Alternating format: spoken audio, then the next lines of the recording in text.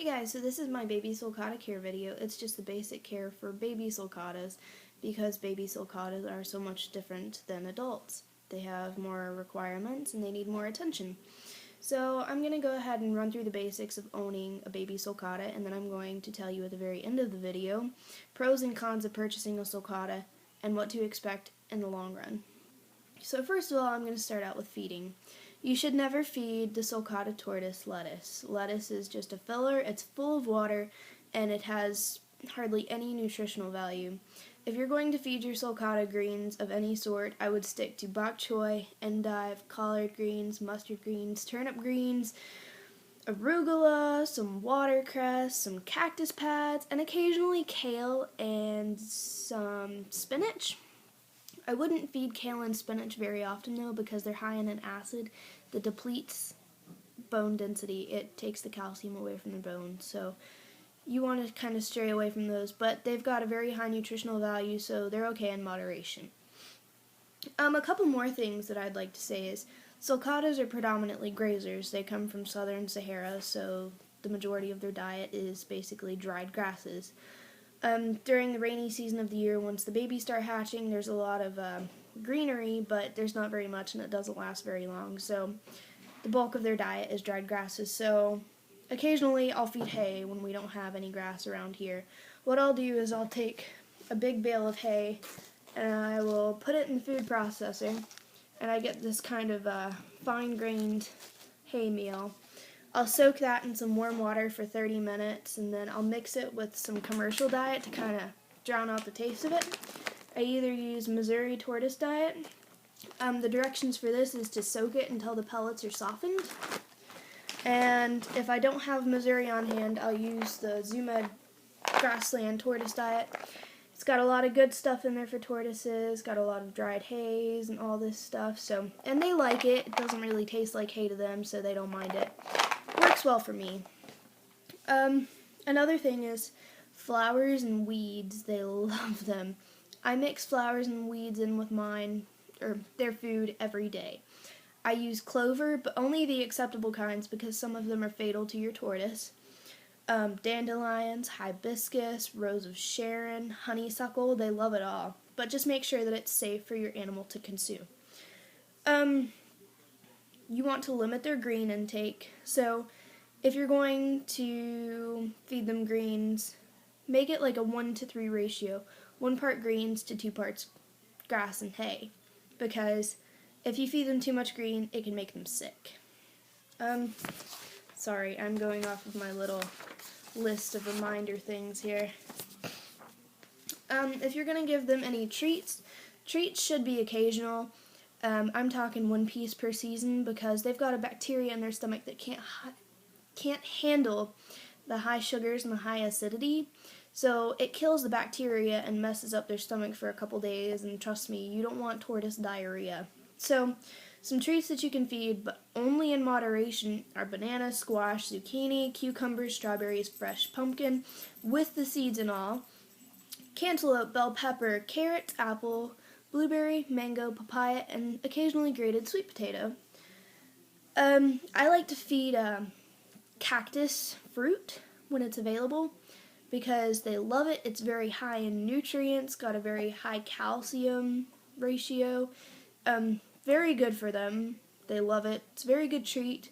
It's a healthy treat for them, might I add. So that's one of my favorite things to treat them with.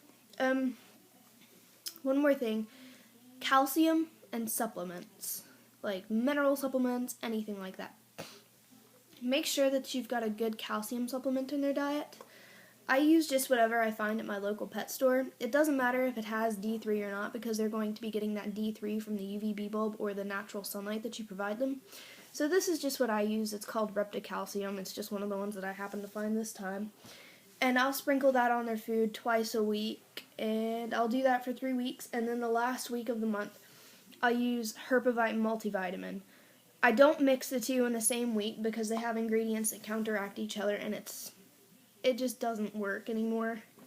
So if you don't want to use calcium powder and you want to trim their beak or whatever, I find cuttle bones really easy. It's just a cuttlefish bone, and mine are quite large. So what I'll do is I'll break off a little piece, or I'll just throw the whole chunk in there for a little while and let them have at it. So that's a good way to file down their beak and give them a good calcium intake for the day. Alright, now that we're done with the food topic, let's go to the housing. No turtle tables, no aquariums. No matter how much you rig these things, they don't have a high enough humidity and they don't hold enough heat.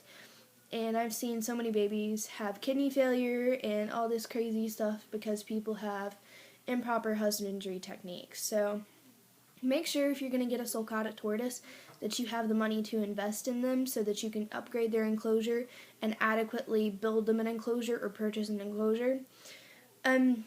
The enclosures that I use for babies is called a closed chamber. What it is it's a melamine enclosure that's got two acrylic sliding panels in the front, so it traps in all the humidity. The lights are strung to the top of the enclosure, so it holds heat really well. And I've got a rectifogger attached to half of the enclosure so that it's got a nice humid retreat. And I will still spray the babies multiple times a day. For substrate, I would either use soil that doesn't have any fertilizers or those little white pebbles in them because they like to eat those and they're not good for them. Cocoa coir, such as Eco Earth, cypress mulch, Reptibark, and orchid bark. Those are my favorite ones. I say stay away from wood shavings, hay, and grass pellets just because those mold so easily. They don't hold humidity, they're so dry, and they're not good for your babies.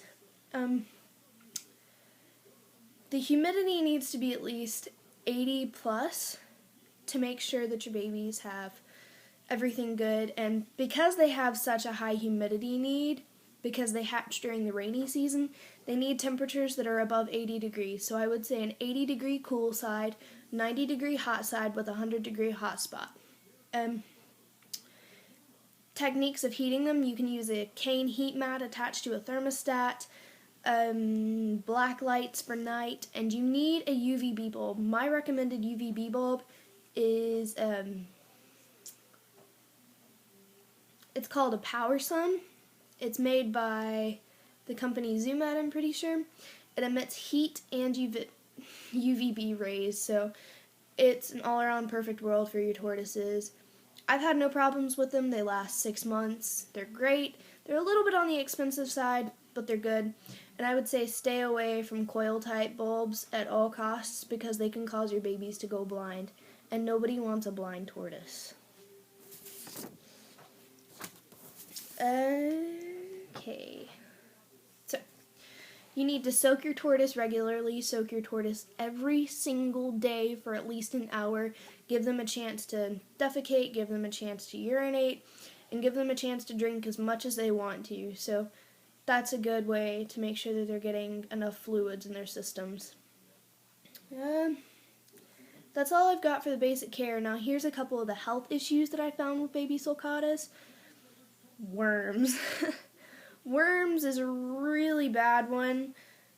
They're common in sulcatas, but not very. So the best way that I find to prevent them is if you've got an adult sulcata, just throw a pumpkin out in their pen and smash it open. But if you got a baby, grate some fresh pumpkin and puree the seeds and mix that together and just give it to your baby. Best wormer, natural home remedy. But if you cannot treat it that way, take your animal to the local veterinarian that specializes in reptiles and make sure your animal is on the appropriate medications to treat that infestation. Metabolic bone disease. Make sure, 100% sure, that you have a very good calcium supplement in their diet. Because metabolic bone disease can leave your tortoise looking like this poor guy right here. You see all those little, what they call pyramiding? It looks like a pyramid. It's where the keratin stacks up. But you see how he's all splayed out like that? It's not supposed to happen. They're supposed to have a very domed shape and not supposed to be flattened out like that. This tortoise suffered some severe neglect. And because of that, that tortoise has to suffer. It's not fatal unless it becomes super duper bad, but it's a very slow recovery. People that often get those tortoises get them from rescues, and sometimes they don't make it, and the majority of the time they do, because the majority of people that get those tortoises from rescues know what they're doing, and they actually save that animal. So another thing I'd like to hit is pyramiding. Pyramiding is such a common thing now, and people have a lot of controversy. Oh, it's a bad diet. It's this, it's that. It's really because of humidity. In the wild, they hatch during the rainy season, so they're like swamped with water. They're constantly getting rained on, and it's very wet. The babies get all the hydration they need, and then they're set for the dry season. So this is what pyramiding looks like. This is a more mild, it's in between severe and mild, but you can see where the keratin stacks up underneath the scutes. And it also does it along the edges of the tortoise's carapace. So it's not very good, but it's just a cosmetic thing. If your tortoise has pyramiding, whatever, but don't try and induce pyramiding because that is very bad for your animal. To prevent pyramiding, you should spray your enclosure several times a day and spray the baby itself. So if you've got a nice healthy tortoise on a very good diet, see how smooth this guy is and see how bright-eyed he is and happy? That's how you know you've got a healthy sulcata tortoise. Smooth shell, eating very well, and just doing all around good. Now that you finished watching my care video, I'm going to tell you some stuff about owning a sulcata. It is expensive when they get older. I've spent at least $25,000 in my sulcata's lifetime. I have a huge 5-acre pen for all of my sulcata tortoises. And they have to have a heated shed during the winter because I live in North Carolina and it is a pain in the butt to keep them warm. So with electricity costs and everything, it's very expensive. And unless you're willing to take the commitment for this animal when it's 200 pounds and it can't stay inside anymore, do not get a sulcata tortoise because it might be not right for you.